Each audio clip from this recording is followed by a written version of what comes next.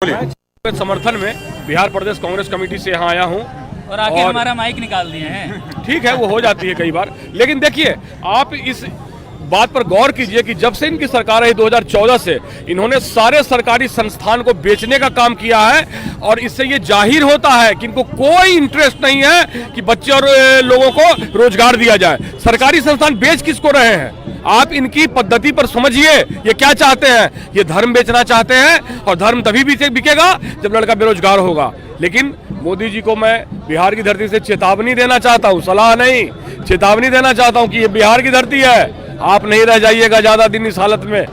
और मैं सबसे बड़ी बात ये बताना चाह रहा हूं आप लोग को कि जो सरकारी संस्थानों को बेचकर जो सरकारी नौकरियों को रद्द किया जा रहा है, यही सबसे बड़ा कमी है। और सबसे अधिक रोजगार देने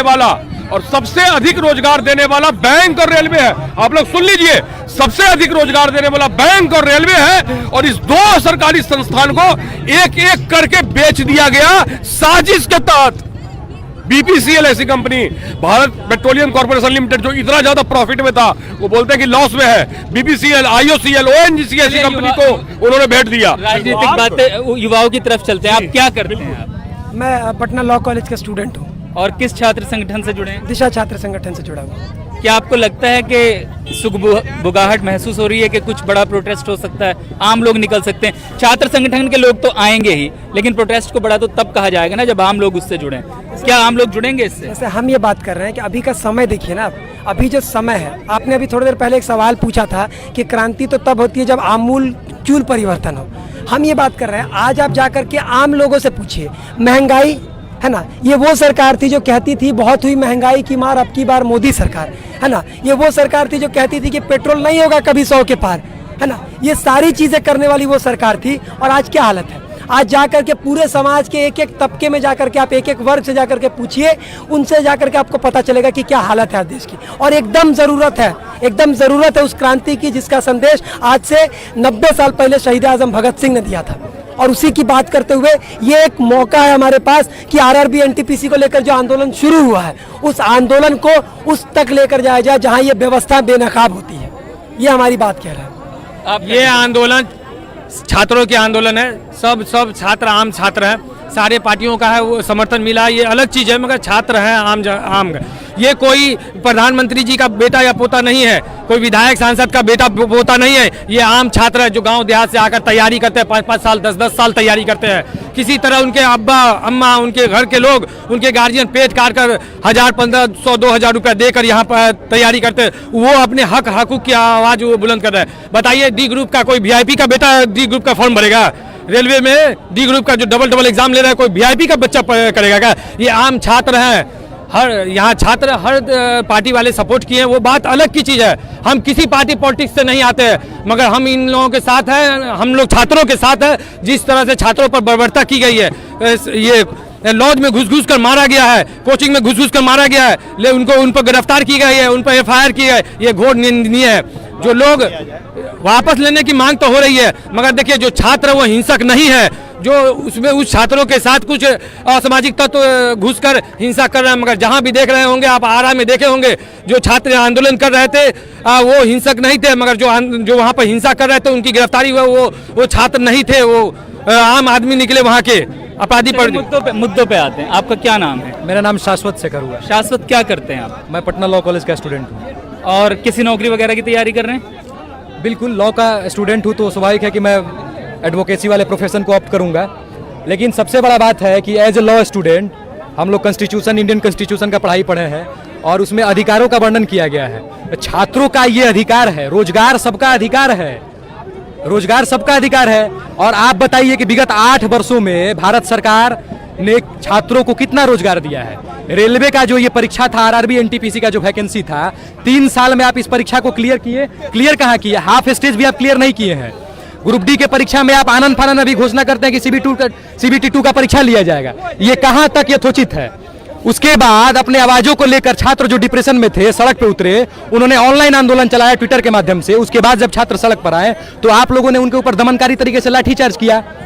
लाठीचार्ज करने के बाद आप लोगों ने तमाम तरह के निर्णय लिए, उनके ऊपर FIR किया गया। लेकिन हम देख रहे हैं इस प्रोटेस्ट से वो छात्र जो जिन पर लाठीचार्ज हुआ, वो तो दूर हैं, राजनीतिक संगठनों के ज़्यादा हैं। तो क्या ये कहा जा सकता है कि राजनीतिक संगठनों ने कहीं ना कहीं इस जो प्रोटेस्ट था उसको हैक कर लिया है? नहीं नहीं, ये हाईजैक नहीं किया गया है किसी भी राजनीतिक संगठन के द्वारा। हमारा मूल भावना है, हम लोग भारतीय राष्ट्रीय छात्र संगठन से हैं, हमारा मूल भावना है हम लोग देश भर में छात्रों के मुद्दों को लेकर लड़ते हैं। और हमारा मूल भावना है जब जब छात्रों के साथ राजेंद्र नगर टर्मिनल पर उनके साथ बर्बरतापूर्वक लाठीचार्ज हुआ, हम लोग सैदपुर छात्रावास में रहते हैं बगल में, तुरंत हम लोग वहां पहुंचे।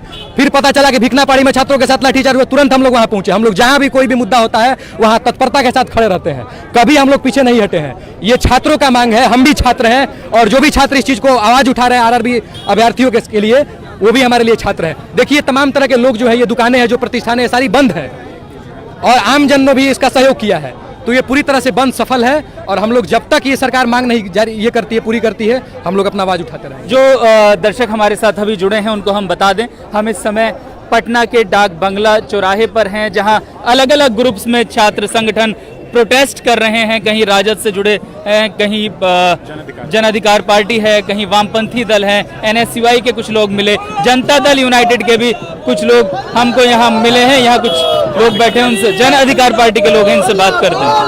आप क्यों हैं इस प्रोटेस्ट में शामिल? हम इसलिए हैं कि हम देश के नागरिक हैं।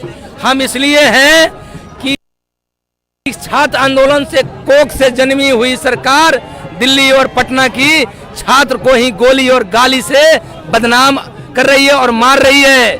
इसलिए हम सड़कों पर हैं। हम इसलिए भी हैं कि हमारे वो बच्चे हैं, हमारे बच्चे को आप उग्रवादी और आतंकवादी मत बोलो, हमारे बच्चों को आप लॉज और हॉस्टल में जा करके मत मारो, हमारे बच्चों पर मुकदमा मत करो। हम इसलिए सड़कों पर हैं।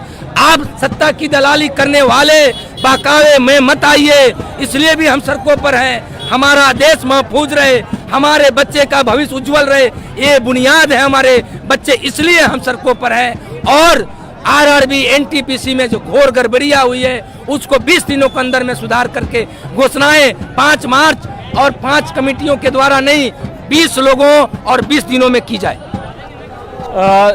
पटना में आरआरबी एनटीपीसी भर्ती में हुई कथित गड़बड़ी के खिलाफ जो है छात्रों ने बिहार बंद बुलाया था, उसका यहाँ पर हमें मिला जुला असर देखने को मिला है। छात्र संगठन मार्च करते हुए निकले, उन्होंने कई जगह दुकानों को बंद कराया, लेकिन अगर हम यहाँ से परे देखें तो जो दूसरी सड़कें हैं इन चौराहे से, वहाँ पर ट्रैफिक सामान्य रूप से चल रहा है। ये रास्ता रेलवे स्टेशन और विधानसभा की ओर जाता है। स्टेशन चौराहा जी, इधर तैयारी करने वाला ये गांधी मैदान जी।